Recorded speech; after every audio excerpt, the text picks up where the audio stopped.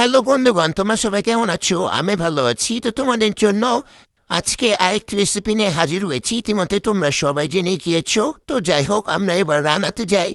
আমরা আজকে রান্না করব কাচকি মাছের চচ্চড়ি। তো প্রথমে আমরা মাছগুলোকে ভেজে নিয়েছি সুন্দর করে। তারপরে মাছগুলো ভাজা হয়ে গেলে তুলে নিয়েছি, দিয়েছি কালোজিরা সম্বার। কালোজিরা দেওয়ার পর আমরা পেঁয়াজ আর কাঁচা মরিচটা দিয়ে একটু হালকা ভাজা ভাজা করে নিয়েছি। তারপর আমরা দিয়েছি আলু, বেগুন আর ডাঁটা। আলু আর বেগুন ডাঁটা দেওয়ার পরে আমরা এর উপরে দিয়েছি লবণ আর হলুদ। লবণ আর হলুদটা দিয়ে তারপরে আমরা দিয়েছি পটল আর দিয়েছি কাঁঠালের বিচি। দেওয়ার পরে আমরা এটাকে একটু নাড়াচাড়া করেছি, দিয়ে একটু জল দিয়ে দিয়েছি, দিয়ে আমরা একটু ঢাকা দিয়েছি যাতে সবজিটা সুসিদ্ধ হয়।